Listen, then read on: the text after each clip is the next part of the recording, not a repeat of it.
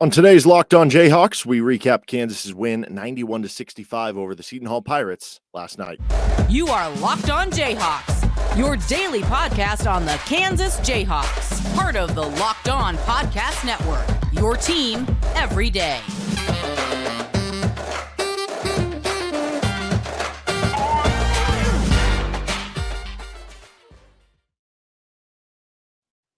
I'm Derek Johnson. Thanks for making Locked On Jayhawks your first listen every day. We are free and available wherever you get any of your podcasts. You can also hear me on Rock Chalk Sports Talk on KLWN in Lawrence, Monday through Friday from 3 to 6. And on today's edition of the show, we are going to be going over the Kansas Seton Hall victory last night in Allen Fieldhouse, 91-65, the final score for Kansas' impressive outing against the Pirates. Today's episode is brought to you by BetOnline. BetOnline has you covered this season with more props, odds, and lines than ever before. BetOnline, where the game starts. Kansas down Seton Hall pretty easily last night, 91-65. Overall, one of the more complete games of the Kansas season to this point as they improved to 8-1. Sure, not a great opponent, like not someone who is favored to make the NCAA tournament right now, but certainly is someone who is going to be contending to make the NCAA tournament, maybe like a potential bubble team this year, top like 60 or 70 team in the country. Again, not great, but you blew them out and you never showed any weakness. And as much as the big wins are important, those are the most important, beating the top 5, top 10, top 15 opponents. When you play the teams that aren't those, blowing them out is just as important to showing how good you can be. Like if you consistently blow out teams who are maybe more middling teams, that shows you're a really good school as well. Like remember, I know this is a football cross comparison, but you had Georgia last season who ended up winning the title. They go 12-0 and then they lose to Alabama in the SEC title. But over the course of them going 12-0, they hadn't really beat anyone. I don't remember if they had any like top 10 wins or anything. And they just bludgeoned everybody, even though they didn't have like a litany of, they had 3 top 20 wins or 5 top 10 wins, or, they didn't have this crazy resume in terms of the wins they're stacking up, but they blew everyone out. Clearly they showed they're a good team. So you can do that even in games like this. And that's what Kansas did last night against Seton Hall. You made a middling team look really bad. Offense was totally in sync for Kansas last night. You shoot 57% from the field. You shot it well from 3 on kind of limited attempts, 7 of 17. You got some extra possessions on the glass. Were able to hit the offensive glass pretty well. You avoided turnovers, just 11 turnovers for Kansas. That's a really good number to be at. And you actually shot well at the free throw line, which has been kind of a story that this team hasn't shot well at the free throw line, but you go 18 of 21, and that certainly raises your percentage against a team that was going to put you on the line, because that's kind of been their MO this season. That was something we talked about as a possible matchup in the game.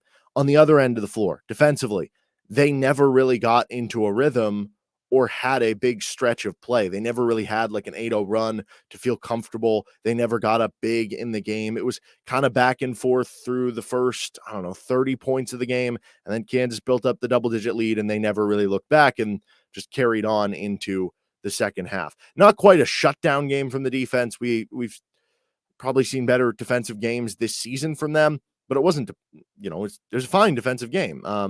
They were pretty inefficient. They didn't shoot well from 3. They didn't shoot well at the foul line, which you don't really control that. So maybe you got a little bit lucky there. They shot okay on 2s. And maybe the most important thing was Seton Hall came into that game as one of the better teams at getting offensive rebounds. They grabbed a good amount of their misses off the offensive glass. You held them to 9 offensive rebounds, whereas you got 26 defensive rebounds. That'll play for this team especially, but it'll play just kind of overall that you're getting basically, 75% of the misses. That'll be more than a good enough number for this team. And now you get a really important time of the year. You get some time off in between your next game, and you're going to have kind of that time off between games for the next few here. You're off for about a week before you play Missouri. Then you're off for another week before you take on Indiana. Then you're off for a few days before you get Harvard. And then you're off for over a week, albeit some of that time is going to be players going home for Christmas.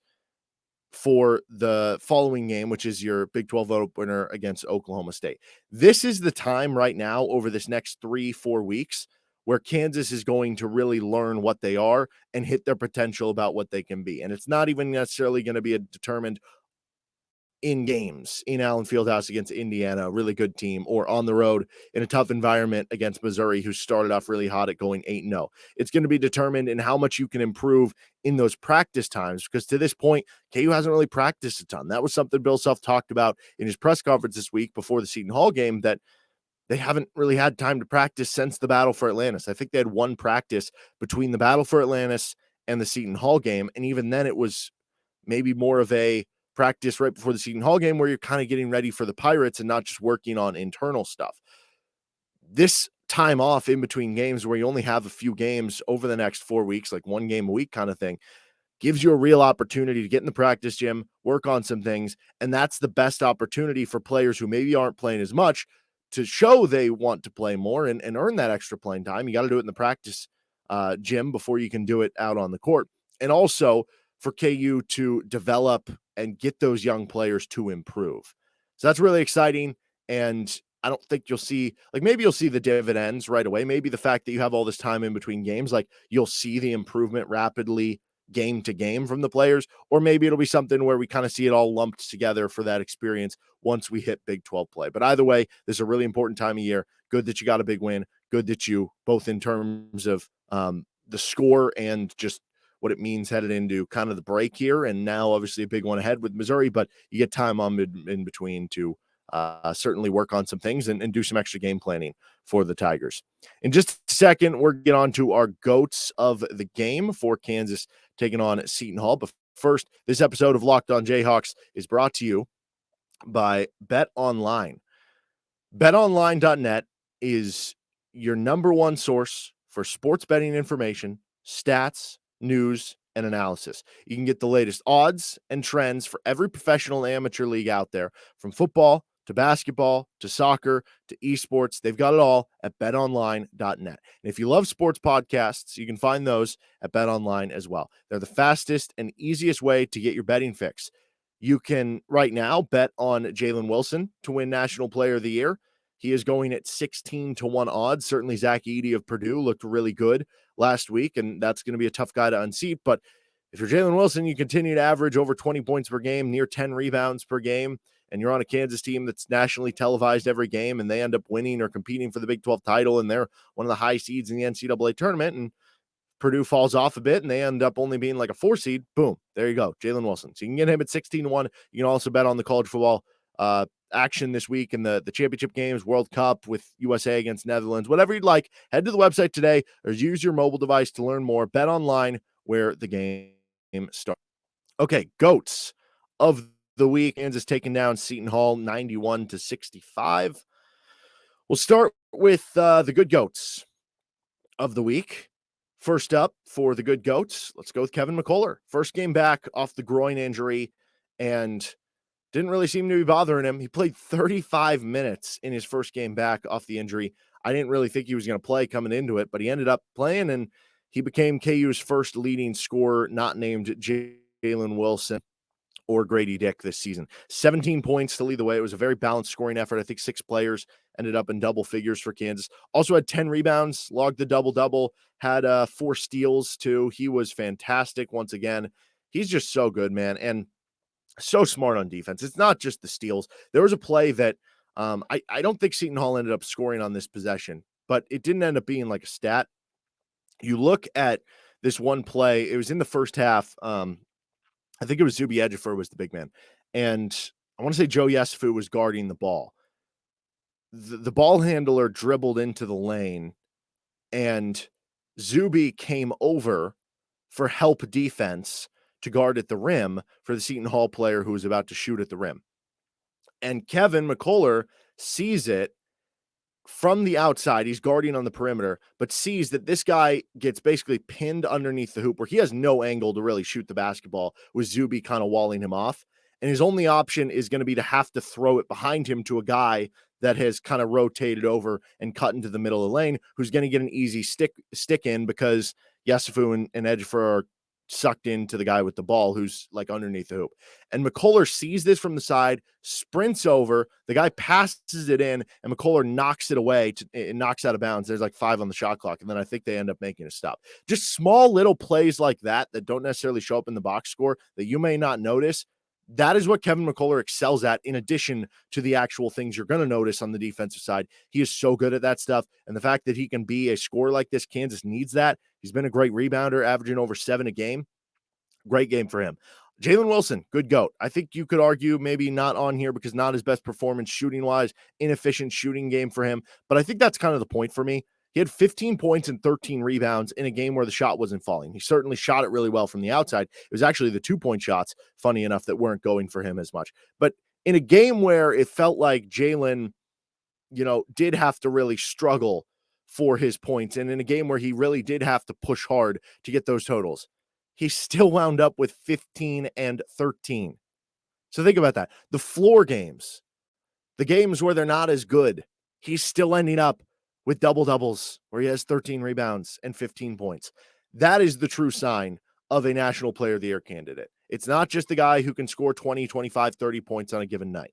It's the guy who, even when they're not at their best, they're doing that. So that's really impressive from Jalen. Good GOAT for the center offense. Haven't had a lot of center talk in the good GOATs so far this year, but for the offense specifically from the center position, you got 23 points combined from the centers. They played KJ Adams, Ernest Uday, Zuby Ejiofor, Zach Clemens at the center last night. Clemens didn't score, but specifically those three with KJ, Uday, and Ejiofor, they went 8 of 9 shooting, 23 points. It was mostly the first two. KJ had 11. Uday had 10 with some hard dunks. KJ looked good, had a couple takes to the rim, and had a couple dunks also. You got good center offense from them. And I was thinking about this the other day. We make a big mention of, well, can KU have anybody that you throw the ball into the post and they kind of go to work and they get a bucket inside, they hit a hook shot, or they do a drop step? And right now the answer has been no, but there have been other great offensive teams. I think Baylor, the past few years, Baylor has been a really good offensive team the past few years. And I get it, different roster construction. They have a bunch of guards who can score off the dribble and create their own shot for themselves. But think about those Baylor teams the past few years that have had the great offense. Their centers are just rim rollers. They're not guys you're throwing the ball to on the block and saying, hey, go hit a hook shot for us. And they've been really good. So it's not that these guys even necessarily have to be guys you can hit a hook shot for. It would help if they could. It would add an extra element to the offense. But you have to at least be able to duck in, get good angles, because there are going to be certain plays that Bill Self creates an easy shot for you based on the angle if you can seal off. And being a good rim roller, whether it's catching off a pick and roll and taking a dribble and finishing, whether it's catching a lob and throwing it down, or being in the dunker spot for those easy dunks. You have to at least be presentable in those situations. And last night was a perfect example of that, where you don't look at it and go, yeah, they really had to work for those 23 points. A lot of it was set up by others, but that's kind of the idea there. Be presentable, that you can build off those opportunities. That at the very least is what you need from the centers, and they did it against Seton Hall. Dajuan Harris, kind of a ho-hum, 10 points, 7 assists, but again, you could just put him in the good GOATs every game with the way that he orchestrates the offense and that he keys the defense, makes big plays, 3 steals, just in control, in command at all times. He's so good, and so I don't want it to be overly, missed out of how important he is for the team. Be interesting if he has a big game in Columbia, where he's from, against Missouri. Grady Dick's second half specifically deserves good GOAT. He only had 2 points in the first half, but he had 13 in the second half, really picked it up, and you saw a little bit of everything from Grady. And then the free throw shooting. That was something we mentioned coming in. Seton Hall fouls you, puts you at the line a good amount of times. Kansas coming in was shooting just 62% on free throws, which would be about 5 percentage points worse than the next Bill Self team. They went 18 of 21 at the free throw stripe. And maybe most importantly, KJ Adams' free throw stroke looked a lot better. I wonder if he got in the gym and worked on it a bunch. I think he went 3 for 4 at the free throw line. It just looked a lot cleaner from him coming out. And that's going to be important for not just him, but KU as a whole. So good free throw shooting night to get those numbers up. Last thing, rebounding for the good GOATs. KU did a good job keeping Seton Hall off the offensive glass. You got about 75% of the misses, which that'll do, especially against a Seton Hall team that had kind of thrived offensively and getting offensive rebounds. Like, Seton Hall is not a pretty team offensively, but they got a lot of offensive rebounds, and that was kind of their calling card. Kansas limited that, and that would make sense why it was kind of an ugly game for Seton Hall, because one of their calling cards was not able to be that. You took away one of their strengths. Also, on the offensive glass, you got a couple handfuls of offensive rebounds too. I think you got 11 offensive rebounds to get you extra tries. Good rebounding game for Kansas. One of the few overall really good ones they've had this season. Bad goats of the game, not a ton here. Kansas won by 26. Grady Dick's dunk attempt in the first half, there was a bad goat, went up for it two-handed and ended up getting fouled. I didn't see it live. I never saw a replay. I don't know if it was a good foul or not, but kind of a funny moment with the dunk miss, especially when Kansas wins by 26. You saw Bill Self say something, kind of smile and laugh on the sideline. So he'll be getting crap for that, especially in the film room. The other one is Zach Clements shooting, man. Just continues to struggle. Zach Clements is now, he went 0 for 1. He missed another 3. It was an open 3 in the corner. He is now 0 for 11 on the season. Struggled shooting the ball last year after a hot start. He ended up 27% from 3, 0 for 11 now this year. I think he's missed 15, something like that, consecutive 3-point shots. It's just not working for him. And what's weird is, I know we heard a lot about him having a good stroke, and we saw it early in his time at Kansas. And now you see the overall sample size and you go, we sure he's a good shooter? Shot 40% in high school at Sunrise, which, yes, it's high school basketball. Grady Dick shot around there as well, though. And I wonder now, like, it almost feels like it's just a confidence thing. If it's just a mental thing, if there's a mental block, right? Hey, he just needs the C1 go in so that he can go on a hot streak. I still think there is more shooting there than he's shown, clearly going 0 for 11. But how much of a shooter can he be? I don't know. That kind of remains in question. And that's a big problem for him, because the main way for him to get playing time is that he is hitting shots. Like, he is one of those players that is dependent on his playing time on making shots. That can be his different element he provides at the center position. And right now that's not happening. So if you're not making shots, then if you're just looking at it from a physicality standpoint at the center position, grabbing rebounds, being physical inside, dunking the basketball, that's going to be more playing time for Ernest and Zuby, which I think you've seen to this point. Okay, we're going to take another timeout, at least on the podcast side. When we come back, we're going to get to actually some football stuff, volleyball stuff as well, to wrap up this week's edition of Locked On Jayhawks. This is Locked On Jayhawks, and we're going to be awaiting the bowl game and the announcement there for this weekend. So we'll talk about that on Monday's show, whatever KU gets sent to. I will just, one quick note, I put this out on Twitter, and I'll just say it again on here. If your idea is, because there's on ESPN, they have a big like bowl game selection show. Just to let you know, because I love college football. I watch it every year, even with Kansas not in it. But for a lot of people, you're going to be tuning in going, okay, this is Kansas' first time in the bowl. Warning to you, the first like 2 or 3 hours of the show, the like top 8 or something like that, and releasing who's in the college football playoff, breaking down the different college football playoff matchups, resetting to the topic, and getting back to it. That's the first few hours. Then, at least this is how it's been past, like, I don't know, ever since the college football playoff started. Then, the next, like, 2 or 3 hours, they release the New Year's Six Bowls, and they release the full top 25. And they spend the next 2 or 3 hours breaking down the new top 25 and the New Year's Six Bowl matchups. In between, on occasion, they might throw out, here's this other bowl game. Here's the Holiday Bowl. Here's the Alamo Bowl, that they might throw in every so often. But don't be holding your breath, because for the most part, a lot of these bowl games don't even get brought up on the entirety of the show. And they just keep talking the college football playoff with the occasional New Year's Six mention. And like I said, the occasional throw in of this other bowl that we find to be an interesting matchup. Maybe they'll bring up the Kansas game, but it'll be very brief, and it'll probably be like 6 hours into the broadcast, if they even do, if they do at all. So my recommendation to you, just, there's different websites that have like bowl trackers that you can go to and refresh. If you're looking on Twitter, usually like Brett McMurphy does great with this stuff with the different bowl games.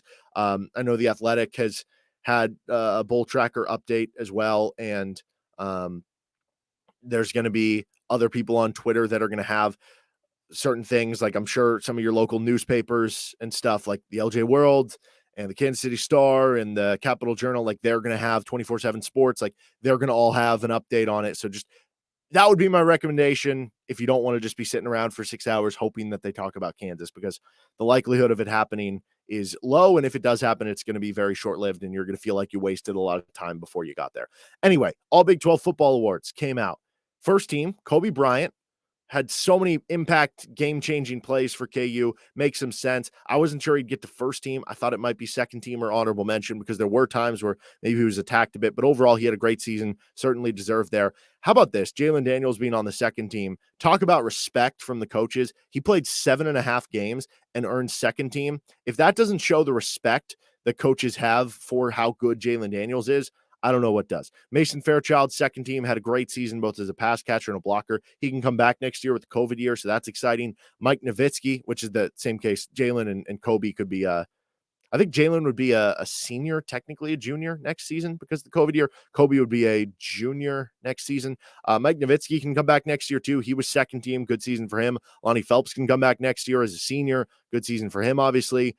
I did see some people saying he should have been first team. I'll just say this, like, he was a wrecking ball. He was fantastic this season, had to deal with a lot of double teams, got held a lot, and that would have impacted his numbers. But also, if you take out the FCS game in the opener, I think he had 4.5 sacks the final 11 games. So good season, very impactful player, best defensive lineman for Kansas, maybe the best defensive player overall. I guess you would say Kobe Bryant based on these awards, but I wouldn't put him first team. I thought second team was kind of the right call there. Honorable mention picks, Earl Bostic, Kenny Logan Jr., Devin Neal, who I thought could have been at least second team, but you look at the numbers of those top running backs like Bijan Robinson on the first team, Kendra Miller for TCU ran for over 1,200 yards, 16 touchdowns. On the second team, you have Deuce Vaughn and Eric Gray from Oklahoma ran for over 1,300 yards. Personally, I wouldn't mind if you put Devin Neal over Eric Gray because with Eric Gray, he's running a lot. Like KU runs way less plays per game. They get way less of a tempo than Oklahoma runs. They run a lot more plays. Eric Gray runs the ball a lot more. Devin Neal can get a ton of carries early on. I would have put Devin Neal over Eric Gray, but I don't think it's like a huge crime that he didn't end up on it. And I'm sure he'll end up on this list next season. Lonnie Phelps got a vote for Defensive Newcomer of the Year, Defensive Lineman of the Year.